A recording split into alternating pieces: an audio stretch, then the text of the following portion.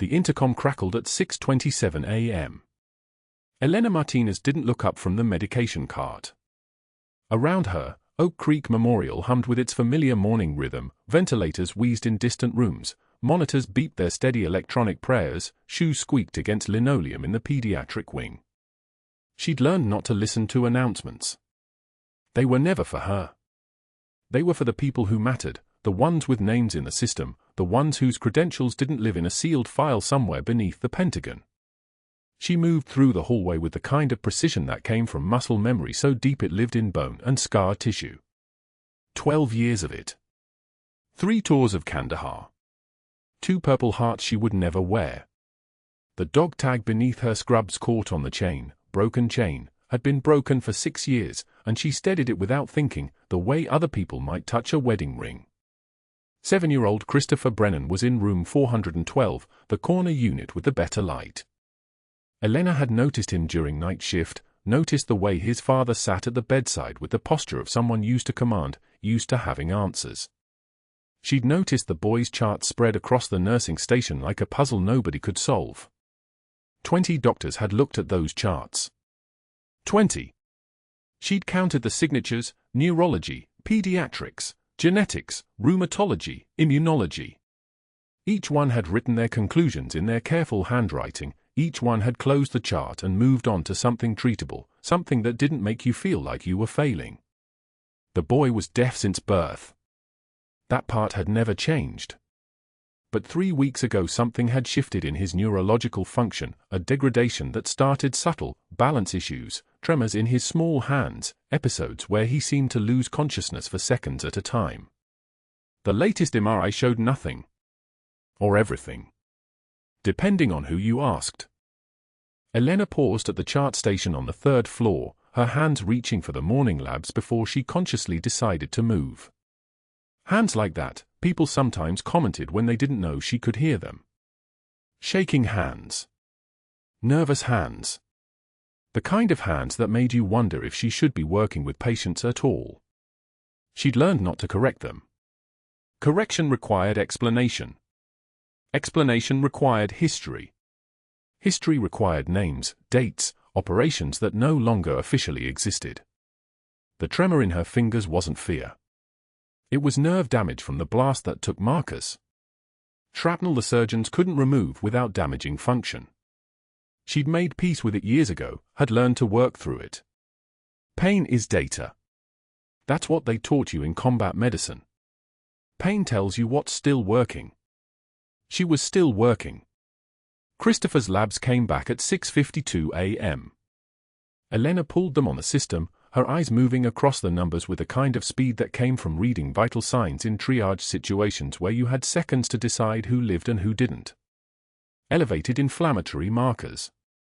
Slightly elevated intracranial pressure readings. White blood cell count pushing into the 18,000 range. Nothing catastrophic on its own. Nothing that would make a specialist sit up and take notice. But she'd seen this pattern before. Not in a hospital. In a field medical tent outside Sanjin Valley, Helmand Province, where a Marine with a traumatic brain injury from an IED blast had presented with similar markers. The inflammation wasn't the primary injury. It was secondary. A response. The body's answer to trauma it hadn't yet processed. She was still staring at the numbers when she felt the pressure change in the hallway. That's what it felt like, not seeing Dr. Caldwell arrive, but feeling the air shift, the way atmosphere changes when something large and predatory enters a room. His shoes clicked against the tile. Expensive shoes. Italian leather, the kind that cost more than Elena made in a week. Behind him came the residents, a cluster of younger doctors moving in his wake like pilot fish. She didn't turn around. She kept her shoulders level, her posture deferential, her eyes on the screen. The dog tag against her collarbone felt suddenly heavy. "Good morning, Dr. Caldwell," one of the residents said, her voice careful, pitched just right to convey both respect and hope that maybe he'd be in a good mood today. He grunted something that wasn't quite a response. Elena heard his footsteps continue down the hallway toward room 412. She heard him knock, actually knock, which was unusual, which meant the Admiral was in there. She heard the door open, heard the careful exchange of greetings, the language of hierarchy spoken in hospital codes. She stayed at the chart station. Her job was vitals, labs, medication administration. Not diagnosis. Not treatment. Not the work that meant anything. The work that meant you got remembered. The work that gave you a name instead of a number on a badge that read Elena Martinez, RN. The residents dispersed after about 10 minutes. One of them, Dr. Sarah Chen, passed near the medication cart where Elena was filling syringes for the morning rounds. Sarah was good, genuinely good, the kind of resident who actually listened to nurses, which meant she'd probably never last long in places like this. Her eyes caught Elena's for a fraction of a second. Rough case. Elena asked quietly, the kind of question you asked when you already knew the answer. Sarah glanced back toward room 412, then lowered her voice. Degenerative. That's what Caldwell's going with. The inflammation markers are just secondary to whatever's causing the primary neurological decline. Could be genetic, could be autoimmune, could be something we don't have a test for yet. He's recommending comfort care measures. The family has maybe 3 months before things get really bad. Elena's hands didn't stop moving. Syringe to vial. Withdraw. Capital label. Line it up with the others. The rhythm was meditative. The rhythm was survival. What do you think? She asked. Sarah hesitated. That hesitation meant something. That hesitation meant she wasn't completely convinced.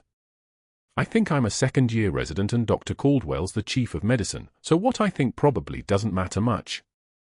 She walked away before Elena could respond. Elena continued her work, but something had shifted in how she was seeing the numbers on the screen. 20 doctors. That was what the chart said. 20 signatures, 20 opinions, 20 different ways of saying the same thing, untreatable. Degenerative. Incurable. That's what they all believed, or at least that's what they'd written down where it mattered. But Elena had spent 3 years in Kandahar learning to see what wasn't obvious. Learning to diagnose with almost nothing, no CT scanners, no blood banks, no backup plans. Just instinct and pattern recognition and the kind of focused attention that came from knowing that getting it wrong meant someone's child didn't go home. She'd been good at that. Had been so good that they'd classified her record and buried the evidence of her existence. Getting it right when nobody thought it was possible was apparently a threat to something. At 7:15 a.m., Elena took her break in the small bathroom on the second floor that nobody used much. She locked the door and lifted her shirt, pulling out the dog tag from its resting place against her collarbone. The chain was broken, had snapped when Marcus took the shrapnel, when the field medic had cut it away to clear his chest for emergency treatment. She'd retrieved it from the blood-soaked sand later, had kept it all these years, hidden beneath layers of scrubs and anonymity. His name was stamped on the front, Marcus James Williams. His blood type, O negative. His service number, his unit designation, everything that identified him to the military machine.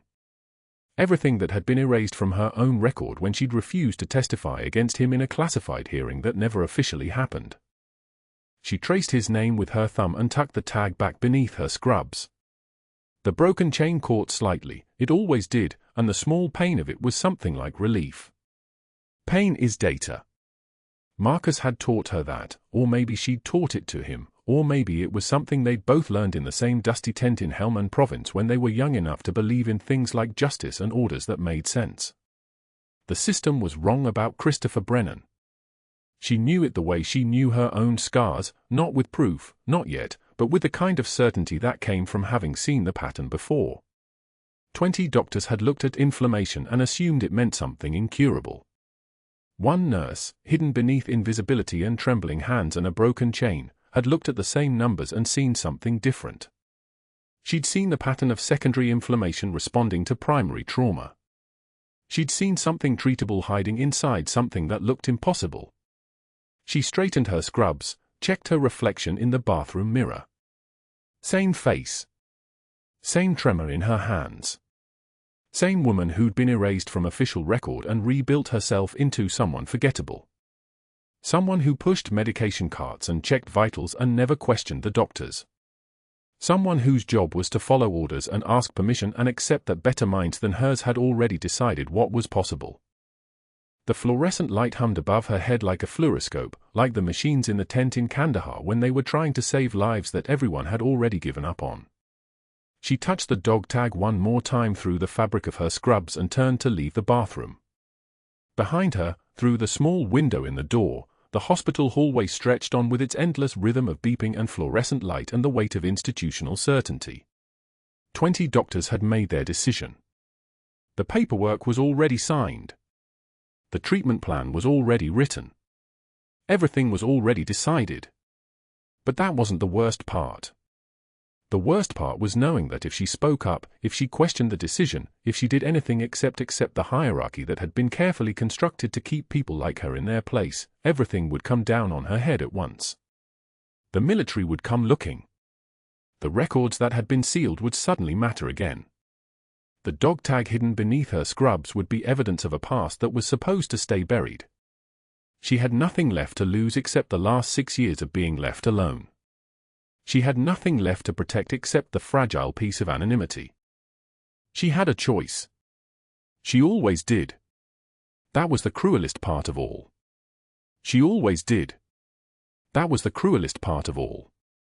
Elena arrived at Christopher Brennan's room just before morning rounds, a manila folder tucked against her ribs like a weapon she wasn't supposed to carry. 3 days of night shifts reviewing imaging files, cross-referencing lab values, tracing the temporal progression of symptoms that didn't fit the narrative the room's 20 doctors had already written. The pediatric ward hummed with its usual pre-dawn energy, ventilators wheezed their mechanical rhythms, monitors beeped their steady confirmations of life, and somewhere down the corridor a child cried out in the small voice of someone learning that hospitals were places where crying didn't change anything. Dr. Caldwell emerged from the attending's office with his entourage, 5 residents trailing in his wake like pilot fish behind a shark.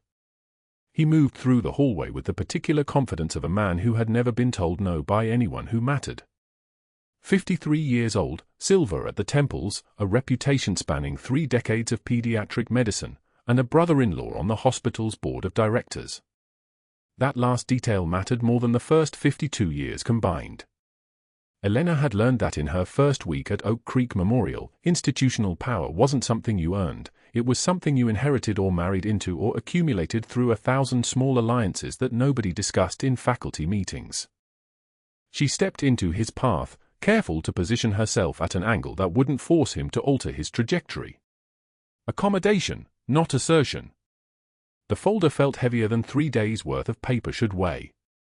Dr. Caldwell, I've been reviewing Christopher Brennan's labs and imaging. Her voice came out steady, pitched low so only he would hear. The pattern suggests autoimmune encephalitis rather than degenerative neurological decline. The inflammatory markers. I'm sorry. He didn't break stride. Didn't even look at her. Do you have an MD I'm not aware of, Nurse Martinez? The resident snickered. That sound, that particular combination of superiority and relief that came from knowing you weren't the target, rippled through the group like wind through grass. One of them, a third-year named Harrison with the kind of jawline that had probably never known consequence, actually smiled. Elena took one measured breath through her nose, the antiseptic hospital air filling her lungs, and tried again. No, but the inflammatory markers and temporal progression. 20 doctors have examined this child. Caldwell stopped now, turned to face her fully. His eyes were the color of a stormy Atlantic, and they held the certainty of a man who had never discovered he was wrong about anything that mattered. 20. Including myself. Including specialists from Johns Hopkins University. Are you suggesting you know better than all of us? She met his gaze steadily, not flinching from the weight of his attention or the residents watching with the clinical interest of students observing a dissection. I'm suggesting we consider treatable options before declaring him terminal. His jaw tightened. Not much, just enough that she saw the muscle flex beneath the surface of his skin. Anger flickered across his face, hot and sharp, before he compressed it into something colder. Something more dangerous. A man like Caldwell didn't rage. He strategized. He calculated the precise angle of destruction that would cause maximum damage while leaving no evidence of intention. "We'll speak about this later," he said, and moved past her without waiting for a response. But later came at 11:51 a.m., when Elena was charting in the pediatric nursing station and the overhead intercom crackled to life with a sound like static before a storm. Paging St. Elena to the nursing station. "St. Elena, your divine medical opinion is required." The voice was Caldwell's, modulated through the hospital communication system so that every floor could hear it. Every floor. 230 staff members across Oak Creek Memorial heard his pronunciation of those two words, St. Elena, layered with mockery so thick you could have operated in it. Laughter rippled through the pediatric ward like contagion. She heard it from the medication room, from the supply closet, from the bathrooms where nurses stood and pretended to take breaks. She heard it in the quality of silence that followed, the waiting to see how she would respond. Elena continued charting. BP 118/72. Heart rate 82. O2 saturation 99% on room air. Normal vitals for a child whose brain was supposedly dying. She entered each number with the precise attention of someone documenting evidence, though no one would ever ask her to present it, would ever let her say the words she'd practiced at 3 in the morning, alone in her apartment with her late husband's military pension fund and the dog tag hidden beneath her civilian clothes, cold against her skin like a judge's gavel. A tear escaped. Just one. She wiped it with the back of her hand, never breaking focus on the monitor, never lifting her eyes from the screen. The trembling wasn't fear. It was restraint. The kind that came from having survived things that most people would break under, that came from having held the arterial spray of a teammate in her hands and kept moving because stopping meant everyone died, and she took one more breath and kept working as if the mocking had never happened, because that was what Major Elena Martinez did. She absorbed impact and continued the mission. That afternoon, in the supply closet where Elena was restocking 14-gauge angiocath needles and sterile gauze, Caldwell appeared in the doorway and blocked her exit. The shelves pressed close on either side of them, narrow and suffocating, and Elena understood that this was intentional, a space where she couldn't move, couldn't escape, where his dominance was literal and physical. "You're a nurse." His voice dropped to a hiss, that intimate volume reserved for threats. "That means you follow orders from doctors. You don't question them. Not in front of patients' families, not in front of colleagues, and certainly not in front of Admiral Brennan, who happens to sit on our hospital board. Do you understand what you're risking?" She didn't answer. Her hands continued moving, muscle memory from a different lifetime, from times when silence was a tactical choice. Hands that had held lives together. Hands that knew how to wait. "Your job exists because I allow it to exist," Caldwell continued. "Your employment, your credentials, your reputation, all of it is dependent on my goodwill. Remember that." Elena took one measured breath. When she spoke, her voice came out steady as stone, each word precisely placed like ordnance. "Christopher Brennan is dying from something we can treat. When I'm proven right, you'll remember this conversation." For a moment, Caldwell said nothing. For a moment, the supply closet contained only the hum of fluorescent lights and the sound of two people breathing. Then he stepped backward, gave her space, and left without another word. But his face had gone pale, and Elena understood that she had made a tactical error. She had revealed too much certainty. Too much knowledge. Too much of whatever it was she was hiding beneath the scrubs and the dog tag and the name of Nurse Martinez. At shift change, as the evening staff began arriving through the main entrance of Oak Creek Memorial, Dr. Caldwell made his announcement in the parking lot with an audience. 30 staff members bearing witness. Nurse Martinez is being reassigned to overnight janitorial duties effective immediately, he said loudly, his voice carrying like a general issuing commands. Perhaps cleaning bedpans will teach her the value of staying in her lane. Elena stood silent in the gathering darkness. One tear tracked down her cheek, and she wiped it without breaking eye contact with him. Without flinching. Without giving him the satisfaction of watching her break. Around her, the arriving nurses exchanged uncomfortable glances and hurried inside, unwilling to witness further humiliation, unwilling to risk association with someone Caldwell had marked for destruction. She didn't move until he was gone. Didn't let her shoulders drop until the parking lot was empty except for the distant sound of an ambulance approaching from somewhere beyond the city, wailing its mechanical plea for mercy in a place where mercy was something only the powerful could afford to give. The fluorescent lights hummed their endless mechanical song as Elena pushed the janitorial cart down the third-floor corridor at 2 in the morning. Oak Creek Memorial never truly slept. It just shifted into a different kind of wakefulness, the kind where the seriously dying got sorted from the merely critical, where families dozed in waiting room chairs and monitors beeped their lonely vigil songs. She'd been reassigned to nights, which meant janitorial duties during the hours when she couldn't help anyone. Caldwell had been precise about that. Precise was his talent. Calculated cruelty wrapped in administrative procedure. But Christopher Brennan was still on the third floor. Still deteriorating. Elena had seen the lab work slip past her during her brief window access yesterday before Caldwell restricted her permissions. His blood work showed escalating inflammatory markers. Illinois 6 levels climbing. Elevated C-reactive protein. The kid's immune system was attacking his own neural tissue, and every doctor on that case was watching him decline and doing nothing because Caldwell had made it clear that questioning his diagnosis was insubordination. The machinery of institutional medicine ground forward, indifferent to whether it crushed children in its gears. She was running her mop across the tile when she heard the footsteps.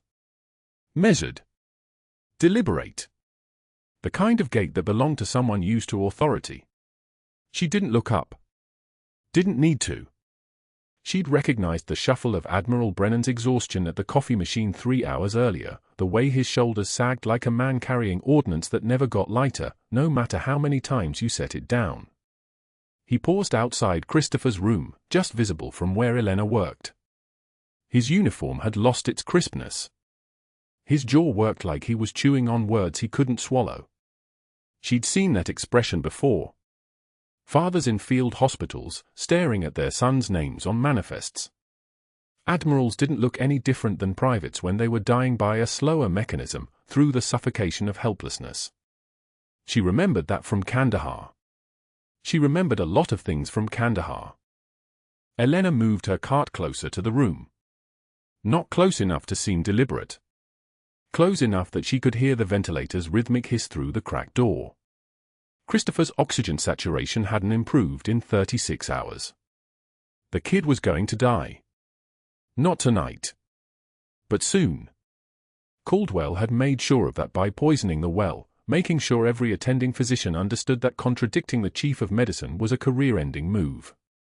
She paused near the window and pretended to adjust the cleaning supplies in her cart. That's when Admiral Brennan's eyes met hers. Just for a second. Just long enough for her to see the question in them, not recognition, but something else. A desperate reaching toward anyone who might have answers. She'd seen that look on parents' faces in combat zones when they realized their children weren't getting out. He turned away. Went back inside the room. Elena kept mopping. Kept moving. This was the part where she was supposed to accept her demotion, keep her head down, and let the institution win because institutions always won. They had lawyers. They had hierarchy. They had the gravity of established systems pulling everything toward the center. She had a dog tag hidden under her scrubs and a secret that would destroy her the moment it surfaced. She was gathering the mop bucket when she heard it. His voice. Quiet. Urgent. Coming from inside the room. She couldn't make out the words. Didn't need to. She knew what those words meant. The monitors. The alarms. Something was changing. Christopher's breathing pattern shifted to something wrong. The sound of a child's lungs struggling against fluid and inflammation and a disease that 20 doctors had agreed wasn't actually killing him. She stood frozen for approximately 4 seconds, listening. Then she moved. Elena knocked. Didn't wait. The door opened before her hand completed the motion, Admiral Brennan's face appearing, not a face now, just a collection of fissures and panic and the specific desperation that happened when you had all the authority in the world and none of it mattered against something medical. Admiral, I need 60 seconds, Elena said. Her voice was steady.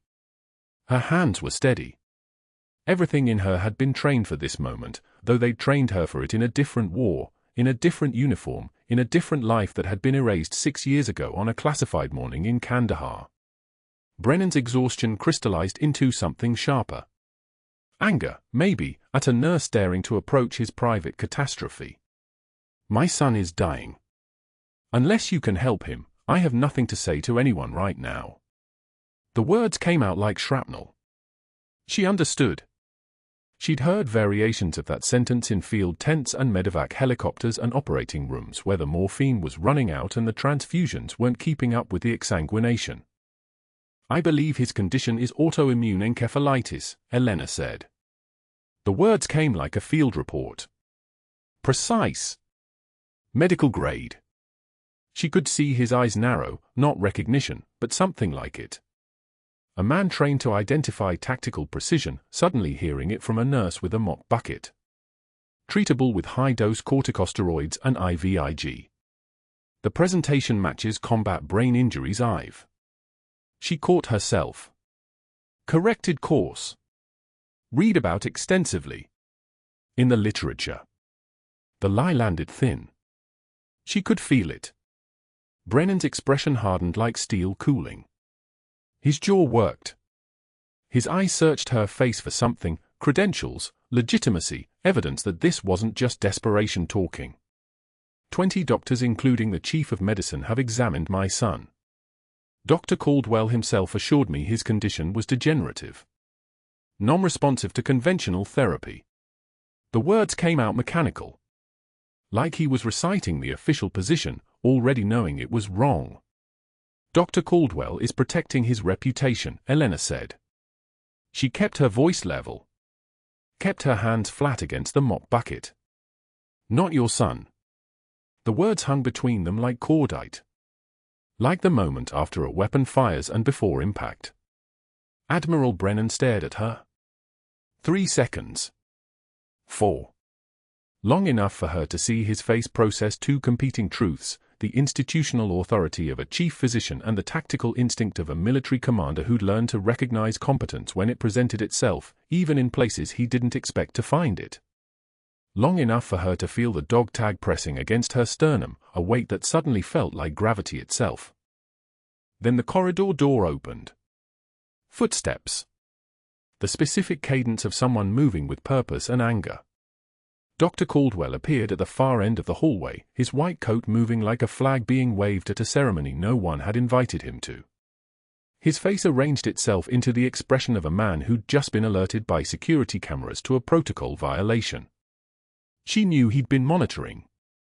Caldwell didn't leave things to chance. He controlled through observation and preemption and the careful suffocation of alternatives. Nurse Martinez, step away from the patient's family immediately. His voice cut the air like a scalpel. Precise. Clean. Leaving no room for misinterpretation. Elena didn't move. Not because she was defying him, though she was, but because defiance would read as emotion and she had no room for emotion. Not here. Not now. Admiral Brennan's face shifted. Elena could watch the calculation happen in real time. The institutional authority of a man with a hospital title and a record and 2 decades of professional reputation suddenly carrying more weight than a nurse he'd never seen before and a diagnosis he couldn't verify. Caldwell had known exactly how to frame this. Known exactly what would land. Admiral, this nurse has been formally reprimanded for overstepping her training, Caldwell said. His voice took on the tone of someone delivering unfortunate but necessary facts. She's currently under performance review for patient safety violations. I recommended her reassignment to ensure there would be no further contact with your son's case. Each sentence was a brick, carefully placed. Caldwell built walls out of words. Elena had watched him do it for 2 days now. Watched him position himself as the guardian and her as the threat. Brennan looked between them. She watched uncertainty crystallize into something harder. The Admiral looking at his chief of medicine. The authority structure reasserting itself. The institution protecting itself. She'd seen that dynamic in military courts too. Seen how rank and position and official records carried more weight than field knowledge. Seen how quiet people disappeared when they knew too much about the wrong things. "Leave us," Admiral Brennan said. Not an order to Caldwell. An order to her. Elena felt it land exactly as intended. She took one measured breath. Let her hand drift to her sternum, touching the dog tag through her scrubs, the weight of it, the reality of it, the 6 years of hiding condensed into a single piece of metal. Then she turned and walked away. Her footsteps on the tile sounded like military cadence. Like marching. Like the sound of someone with nowhere left to hide. Behind her, Caldwell was already speaking to the Admiral. Calm voice. Concerned voice. The voice of institutional authority protecting itself. She didn't hear the words. Didn't need to. She understood the language fluently. She'd spoken it in Kandahar when they told her the operation was classified. When they told her that what happened in that safe house would be buried. When they told her that her name would be erased from every record and she would cease to exist, and that was the price of serving things larger than herself. When they told her about the court-martial that never happened, the one that erased Major Elena Martinez from history entirely. She was back at the janitorial closet when her phone buzzed. A work email. The subject line read, "Formal complaint filed." She opened it. The complaint was detailed. Specific. The language was clinical and precise. It cited unauthorized patient contact, harassment of patient family members, and a violation of chain of custody protocols regarding patient information. Caldwell had moved fast. Had filed formal grievance documentation with the nursing board. Each line was a nail being driven into the coffin of her employment. Each sentence was calculated to position her as reckless, insubordinate, and a danger to patient safety. She recognized the architecture of it. Recognized the specific way he was constructing narrative that would justify her termination and make her unable to access hospital systems or patient files or even the building itself once security pulled her credentials. The second email arrived at 0347. Then the third. Each one adding another layer to the complaint. Each one from a different board member, forwarding Caldwell's concerns up the chain. She could see it now. Could see the machinery grinding forward. By morning, her access would be revoked. By noon, she'd be escorted from the building by security. By end of business, she'd be just another nurse who'd let ambition override judgment and paid the price for it. Christopher would be dead by the end of the week. Maybe sooner. She'd planted the seed of doubt with his father, but not enough. Not enough to overcome institutional inertia and 20 doctors saying the same thing and a chief of medicine systematically ensuring that no alternative would be allowed to surface. She had nothing left to lose now. Which meant everything had already been lost. The code blue alarm from room 412 screams through Oak Creek Memorial at 1847 hours. It's the sound of catastrophe distilled into 3 seconds of pure electronic panic. Elena is 3 floors away in the medication dispensary when the announcement crackles across the overhead, code blue, pediatrics, room 412. Stat! She doesn't hesitate. She doesn't think. Her legs move before her conscious mind catches up, years of muscle memory overriding the suspension letter still warm in her locker. The stairwell doors slam open. She takes them 2 at a time, her scrubs fluttering behind her like the wake of something too fast to follow, too purposeful to stop. The pediatric wing is chaos. When she reaches room 412, the monitors are screaming their own warnings, oxygen saturation dropping, heart rate climbing past 160, the telemetry tracing irregular spikes. Christopher Brennan is seizing violently, his small frame rigid against the mattress, his eyes rolled back. Admiral Brennan stands frozen in the corner, hands pressed against his chest as if trying to hold himself together. The on-call resident, a third year with panic written across his face, stands motionless at the bedside. "We need Dr. Caldwell's authorization," the resident says. His voice cracks. Any intervention beyond standard protocol requires. He's herniating, Elena says. Her voice is flat, clinical, carrying the weight of someone who's diagnosed catastrophic intracranial pressure in field hospitals where waiting for authorization meant attending funerals. We have minutes. Possibly less. She moves past him without breaking stride. Another resident reaches for her arm. You can't perform a lumbar puncture. You're suspended. You're not authorized. Then he dies while we wait for authorization. Elena's hand is already assembling supplies. The spinal needle, 14-gauge, bevel tip. Collection tubes.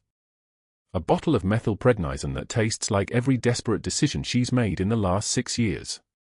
Her fingers know where everything is. Hospitals are hospitals, whether they're field surgical tents in Kandahar or climate-controlled buildings in Norfolk. The layout changes. The physics of human bodies in crisis remains constant. She positions Christopher with the automatic precision of someone who's done this 50 times, maybe 100, in situations where the floor was concrete and the only light came from a single chemlight. She feels the resistance in the tissue as the needle slides through the epidural space, that particular sensation that separates the ones who know from the ones who are guessing. The cerebrospinal fluid flows clear. She collects it methodically. Hand steady. Breathing controlled. Pain is information, and her hands are reading a story written in spinal fluid chemistry and protein markers and the subtle confirmation that yes, this is inflammation, this is treatable, this is not degenerative. She reaches for the methylprednisolone. Draws up the dose. High-dose anti-inflammatory therapy based on the pattern recognition she developed treating blast-induced traumatic brain injuries in Kandahar province where the explosions came from IEDs buried in roads and the symptoms looked exactly like this, like a 7-year-old child's nervous system attacking itself. She pushes the medication slowly, watching Christopher's seizure activity begin to break, watching the monitors begin to stabilize. Oxygen saturation climbing. 78, 82. 88, heart rate dropping back toward something resembling normal range. Sinus rhythm reasserting itself like order returning to chaos. Christopher stops seizing. He breathes. His body relaxes into the mattress like someone releasing a held breath after 6 years underwater. Admiral Brennan makes a sound that isn't quite human, half sob, half prayer. He collapses into the chair beside the bed, tears streaming down his face, shoulders shaking with the kind of relief that only comes when you've watched your child's life hang suspended and then watched it come back. Elena disposes of the needle in the sharps container. She removes her gloves in one practice motion. The resident stares at her.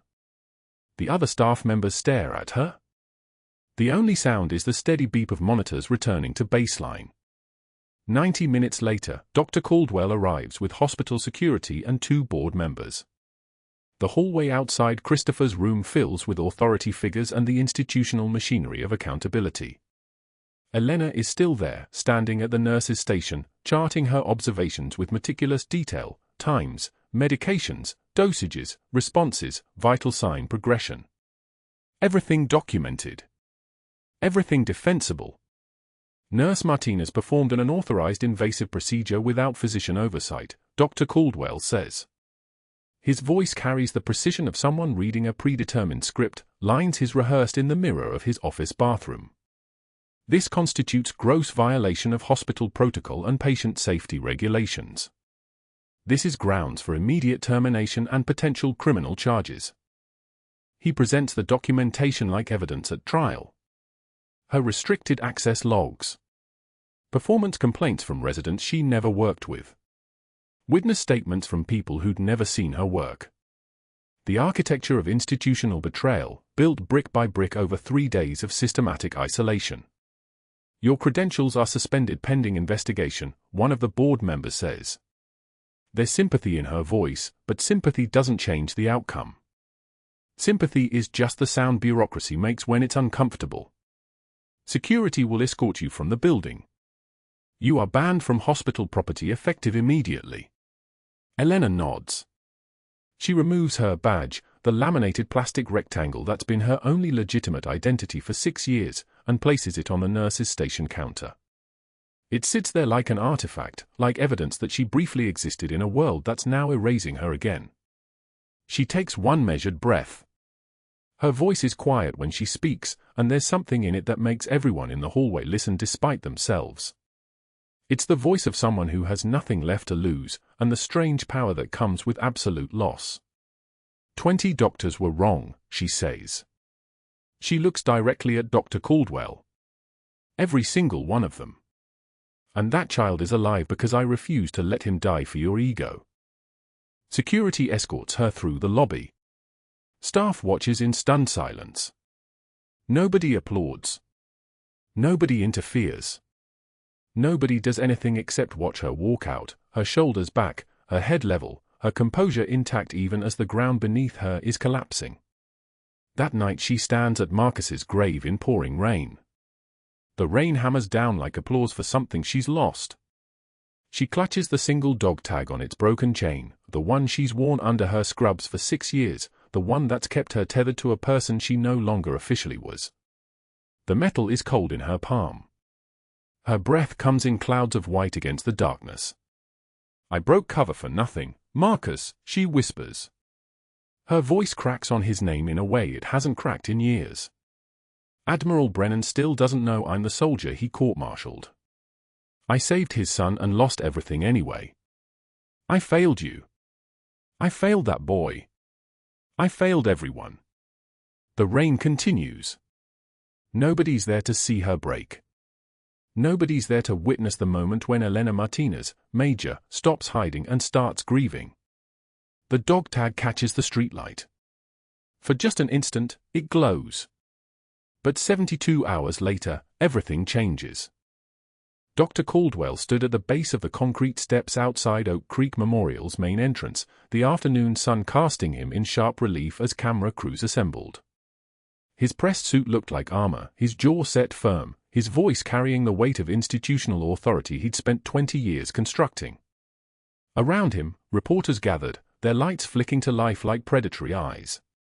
Major Martinez, he began, and the word tasted like poison on his tongue, administered unauthorized treatment to a pediatric patient without proper credentials or hospital approval. While we respect her service, her actions endangered a child's life and violated every protocol this institution holds sacred. He smiled. A mistake. The cameras caught it, that slight curl at the corner of his mouth that betrayed something beneath the rehearsed concern. His phone buzzed in his pocket. Then again. Then 3 more times in rapid succession. He didn't reach for it yet.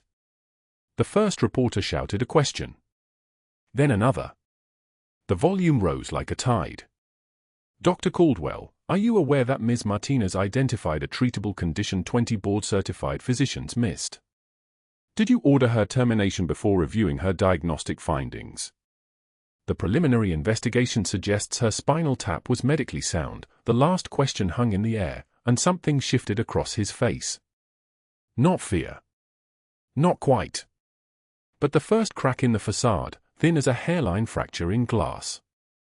His eyes flickered toward the hospital doors as if calculating an exit route. That hesitation cost him. 3 black SUVs with military plates pulled into the circular drive. No lights. No sirens. Just the whisper of professional precision as they lined up like a formation. The reporter's attention fractured. Cameras swung toward the vehicles. A colonel stepped from the lead SUV, his uniform starched to geometric perfection, his bearing the kind that made civilians instinctively straighten. Behind him came 2 more officers, their presence pressing against the air like a change in barometric pressure. The colonel's voice cut through the ambient noise with surgical precision. I'm looking for Major Martinez. Call sign Reaper. Anyone here know where I can find her? The reporters erupted. Microphones thrust forward like weapons. Who are you? What's this about? Is this related to the nurse? Dr. Caldwell's mouth opened. Closed. His hand moved to his phone, then stopped. The institutional power that had felt so absolute 60 seconds earlier was evaporating like morning mist under sun. The colonel's eye swept across the assembled crowd, landed on Caldwell, and something in his expression suggested he'd seen weaker men before. Men who bent. Men who broke. From inside the hospital, Elena emerged through the automatic doors. She moved without hesitation, without the careful deference that had defined her first 72 hours of banishment. Her stride was different now. Not rushed. Not uncertain. The kind of walk that belonged to someone who'd walked toward incoming fire and lived to tell stories she'd buried under false identities. The colonel's posture straightened imperceptibly. A salute formed at his chest, that fist-to-chest thud of military respect. Major Martinez. Behind Elena came Christopher Brennan in a wheelchair, his father Admiral Thomas Brennan pushing from behind, one hand resting protectively on his son's shoulder. The boy's recovery had been remarkable, the inflammation receding with each 12 milligrams dose of dexamethasone, his neurological function returning like a light switching back on. He was smiling now. His small hands moved in fluid ASL, signing a single word with absolute clarity. His father translated, and every reporter's microphone captured it. Major. Not nurse. Not janitor. Major. A trembling pediatric nurse approached the crowd, a sheaf of papers in her hands. Her name was Reeves. She'd watched Elena being escorted from the building 4 days earlier and said nothing. She'd accepted Caldwell's veiled threat, "Speak up and you'll never work in pediatrics again," and kept silent. But silence had weight. It accumulated. And 3 black SUVs changed the mathematics of courage. Her voice shook as she read aloud from the declassified file. 2 Bronze Stars. Purple Heart. Combat record spanning 12 years and 3 tours of Kandahar. 43 lives documented as saved under fire. The papers trembled in her hands. Around her, other nurses gathered. Some looked away. Some met Elena's eyes for the first time without shame clouding their vision. Caldwell stood motionless on the hospital steps, a statue in an expensive suit, as his carefully constructed world registered the first seismic tremor. A man in dress blue stepped forward from the assembled military personnel. His bearing carried the particular weight of someone who'd operated in shadows, who understood the cost of specialized knowledge and the price of silence. Navy SEAL Team 3 insignia on his chest. He'd been in Kandahar. He'd watched Elena work under conditions that had no names in official reports. His voice held no ceremony, just facts arranged like bullet points. Silver Star for Valor. Defense Superior Service Medal. Combat medical qualification exceeding civilian standards by several orders of magnitude. He paused. His eyes moved to Caldwell. And a combat record that puts most of us to shame. The silence that followed was the kind that only exists when institutional power encounters actual power, the kind that doesn't require titles or press conferences to announce itself. Caldwell's phone rang. His attorney, probably. Or the hospital CEO. Or one of the board members who'd signed off on his recommendation to terminate Elena. He didn't answer. Couldn't. Because Admiral Brennan was holding a satellite phone, and he was dialing into the live broadcast feed, and every major network in the country was about to carry his words into 47 million households. This is Admiral Thomas Brennan, Naval Medical Center San Diego. I'm calling to confirm that Dr. James Caldwell buried 8 previous malpractice complaints using board connections and administrative privilege spanning the past 15 years. Families were silenced. Records were sealed. Institutional authority was weaponized against patients and their caregivers. The Admiral's voice was the kind that had commanded respect across decades of service. The decorated professional standing on those hospital steps chose protocol over the welfare of my son. A woman erased from official records chose my son's life. I suggest you all consider what that tells you about where real leadership comes from. The broadcast cut back to the hospital steps. Dr. Caldwell was gone. His retreat happened without drama, just a careful walk toward the automatic doors, cameras documenting every step, reporters calling questions he would never answer. His phone rang continuously. Inside, his office received a visitor from hospital security. His nameplate was removed from the door within the hour. Diplomas and awards, 2 decades of accumulated proof of his worth, were packed into cardboard boxes by 3:27 p.m. By evening, the story had gone national. By morning, international. By the following week, the 8 families who'd had complaints buried received formal apologies and financial settlements. The medical board initiated emergency review proceedings. Caldwell's medical license entered suspension status while investigations unfolded at the federal level. Elena's declassified service records circulated online. Photos from Kandahar. Commendation citations. Testimony from soldiers she'd saved whose names were finally permitted to be spoken aloud. The narrative crystallized into something undeniable, a major in the medical corps erased by classified politics, hiding her brilliance under scrubs and humility, destroying her cover to save a child. The child of the man who destroyed her first career. The institutional corruption that had silenced her was exposed in real time, across every platform, impossible to contain or rewrite. 6 months later, Elena walked through the military medical training facility in Bethesda, teaching a class of 20 combat medics advanced field diagnostics under battlefield conditions. The dog tag hung visible now on its broken chain, no longer hidden beneath layers of false identity. Marcus's name caught the fluorescent light as she moved. She demonstrated the improvised chest seal technique using MRE packaging, her hand steady as surgical lasers as she walked them through the procedure. "You will face moments when protocol says wait," she said, and her voice carried an octave of authority that made these young soldiers listen with absolute attention. "But the patient will die if you wait. Trust your training. Trust what you see in front of you. 20 people with credentials can be completely wrong if they're not looking at what's actually there." Christopher Brennan visited monthly for follow-up appointments, his autoimmune encephalitis in complete remission, his cognitive assessments showing full recovery. No deficits. No complications. Admiral Brennan had established a foundation for military members erased from official records, offering legal support and medical advocacy to others hiding beneath false names. Elena served on the advisory board. Her story became a case study in institutional corruption and the cost of silencing dissent.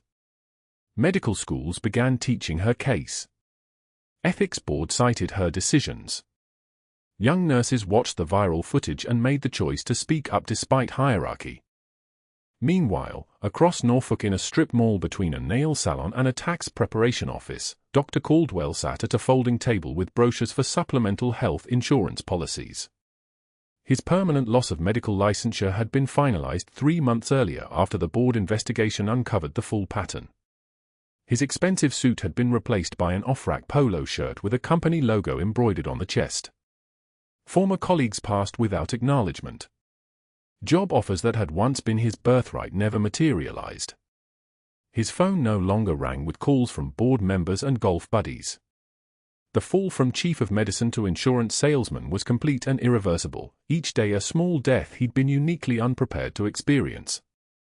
Elena's final observation came from Lieutenant Commander Hayes, her new supervisor. Full recovery. No complications. The kid's thriving. Elena touched the dog tag at her throat. Marcus always said the hardest thing about being erased isn't losing your name. It's wondering if your service mattered. Hayes met her eyes with the directness of someone who understood exactly what she meant. It mattered. It still matters. And this kid gets to grow up because you refuse to be invisible. That evening, Elena received a handwritten letter from a medical student. "You taught me that rank matters less than being right, and credentials mean nothing if you're not brave enough to use them." She pinned it to her office wall next to Marcus's Purple Heart citation. "Heroes walk among us. Sometimes in scrub saving lives in the dark." Subscribe for more stories about the quiet warriors among us. Like this video if Elena's courage moved you. Comment below, would you have spoken up or would you have stayed silent?